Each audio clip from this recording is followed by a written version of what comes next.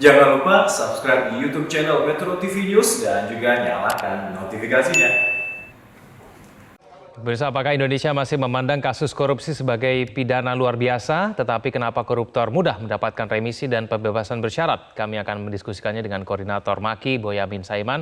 Mas Boyamin, selamat malam. Malam.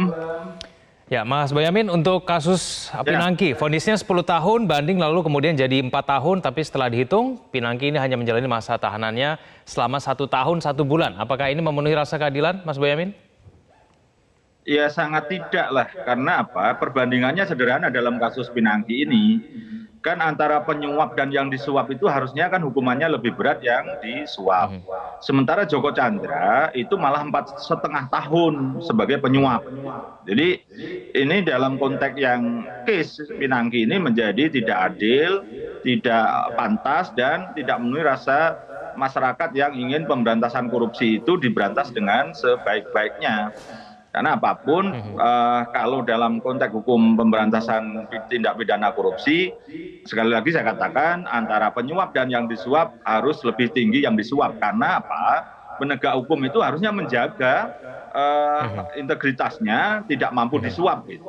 Nah dalam konteks yang antara amtenar aja, artinya di birokrasi pemerintahan lebih tinggi yang disuap. Gitu. Dalam kasus bupati, kasus gubernur, atau menteri, itu yang lebih berat adalah yang menerima suapnya. Apalagi ini oleh penegak hukum, mestinya lebih tinggi. Jadi kalau Joko Chandra aja 4,5 tahun, mestinya Pinangki lebih tinggi dari itu. Nah sehingga mestinya belum bisa bebas bersyarat sekarang ini. Nah apalagi dulu sebenarnya dalam konteks hukuman pertama itu kan dihukum 10 tahun oleh Pengadilan Negeri Tipikor Jakarta Pusat. Dan jaksa menyatakan banding karena Pinangki juga banding. Nah, jaksa dalam posisi banding itu konteksnya menyetujui atau tidak keberatan atas hukuman 10 tahun.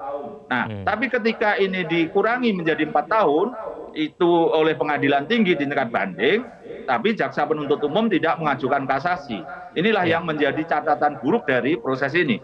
Dan juga memang hakim waktu itu juga salah dalam menurut saya loh ya, meskipun tetap kita hormati, dalam membuat pertimbangan di mana menurut hakim Pinangki itu mengakui perbuatannya. Padahal tidak ada Pinangki itu dalam proses pengadilan negeri maupun tingkat memori bandingnya tidak pernah mengakui menerima suap dari Joko Chandra. Nah, bagaimana ini kok bisa diringankan? Jadi ini memang dalam kasus Pinangki ini banyak belepotannya dan itu menjadi perhatian dari Mahkamah Agung. Bahkan Ketua Mahkamah Agung waktu itu komentar ada tidak ada rasa keadilan dalam putusan tingkat banding.